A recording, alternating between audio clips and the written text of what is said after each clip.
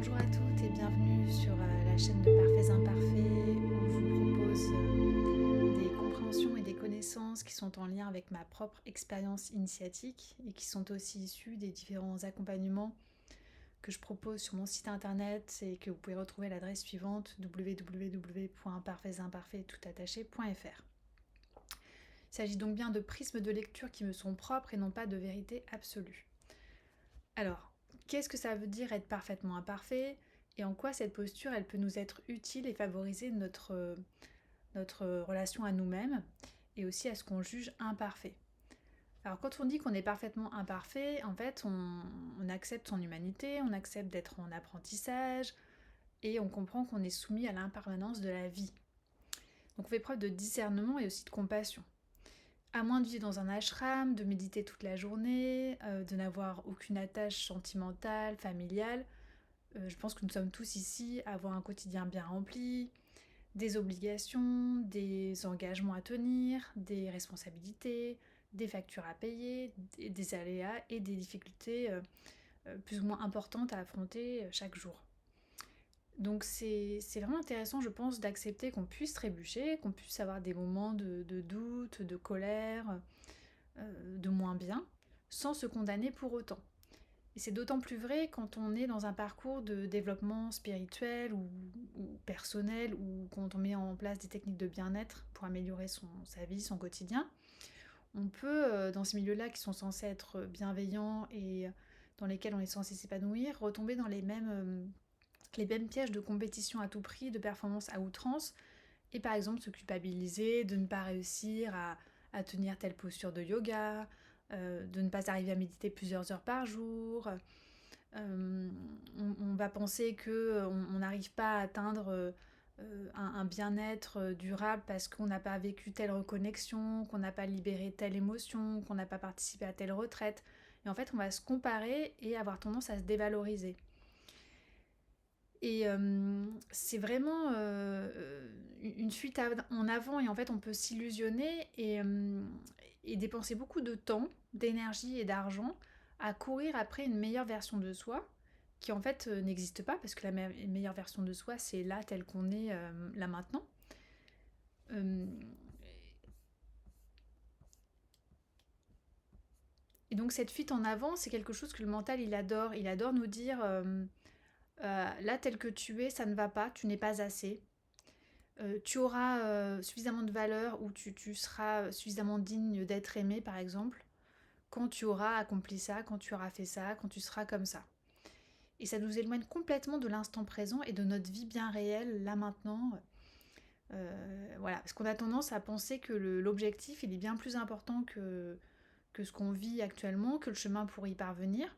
Et on concentre toute son attention sur cet objectif. Alors attention, je dis pas qu'il ne faut pas avoir d'objectifs, c'est important d'avoir des objectifs, notamment pour améliorer son bien-être et celui des personnes qu'on aime. Et évidemment, de se tenir, de donner les moyens d'y arriver, c'est important également, bien sûr. Et ce que je dis, c'est que le chemin pour y arriver, il est tout aussi important. L'état d'esprit qu'on nourrit dans l'instant présent, c'est aussi ça qui va nourrir l'état d'esprit dans lequel on sera une fois qu'on aura atteint cet objectif. Donc accepter qui on est là maintenant, c'est vraiment très important. Et quand on reconnaît qu'on est parfaitement imparfait, on peut faire donc preuve de plus de bienveillance et de compassion envers soi en portant un regard plus doux, plus accueillant, plus chaleureux, moins jugeant en fait. Et on va s'offrir la possibilité de percevoir aussi davantage ce qui est beau et ce qui est déjà là et qui mérite d'être valorisé. Peut-être que tout n'est pas à jeter. Et finalement, nous sommes parfaits tels que nous sommes avec donc nos masques, nos doutes, nos peurs, nos colères, nos blessures. Et se reconnaître avec un grand R, c'est s'enlever une énorme pression de performance et c'est slash la grappe. Donc on a le droit de s'aimer, de se respecter là maintenant tel que l'on est, malgré tout ce qui nous semble ne pas aller, malgré nos soi-disant défaites ou tout ce qu'on aurait aimé faire autrement. Pourquoi est-ce qu'on devrait s'aimer sous condition? C'est à partir de cet état d'accueil et de reconnaissance, d'acceptation qu'on va pouvoir discerner plus facilement aussi et plus efficacement les comportements, les croyances qui nous freinent, qui nous éloignent de nous-mêmes, des autres, des élans de notre cœur.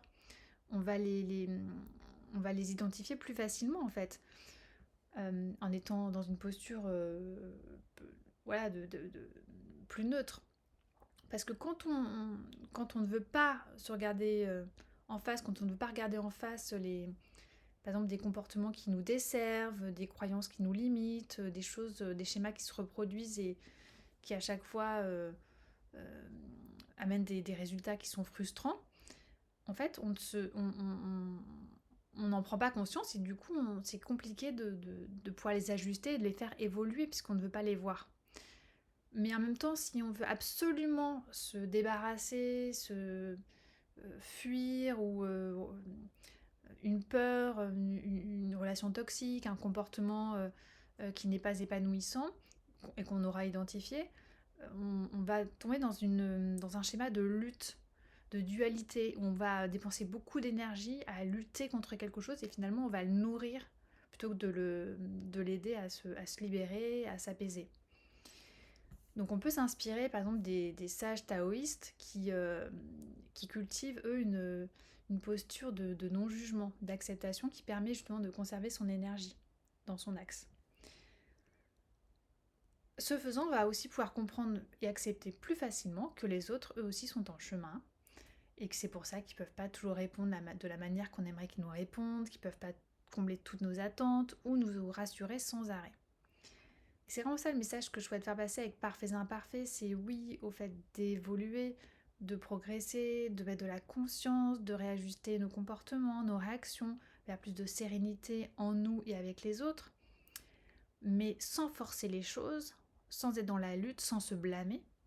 Et c'est aussi un grand oui accueillant, chaleureux, compatissant, envers toutes nos fêlures, nos peurs, nos manques, nos colères, oui à la fatigue qui va faire qu'on va être moins patient, oui à nos doutes, mais sans se laisser définir par eux et sans en devenir les esclaves, bien évidemment.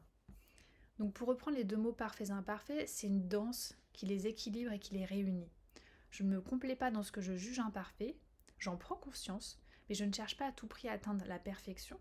Je comprends que je suis en chemin, à la fois fort et fragile, et j'accepte d'évoluer, de transformer ce qui me freine, sans me culpabiliser, sans me mettre la pression et sans oublier non plus que mes blessures m'ont forgé. C'est ça l'essence de Parfaits et Imparfaits et je pense qu'au quotidien ça peut vraiment nous aider à être plus juste en fait vis-à-vis de nous-mêmes et vis-à-vis des autres. Et tout ce chemin d'ouverture de conscience, de compréhension, de transformation, d'harmonisation, d'équilibre, il peut s'effectuer bien sûr en étant accompagné par un thérapeute et aussi grâce à des techniques qui ont fait leurs preuves et qui sont vraiment puissantes et très intéressantes, comme l'hypnose spirituelle dont je parle beaucoup sur mon site internet. Si cette vidéo vous parle, vous pouvez vous abonner, liker, partager, ça fait vivre la chaîne, ça fait toujours plaisir. Je vous dis à très bientôt, merci et puis prenez soin de vous.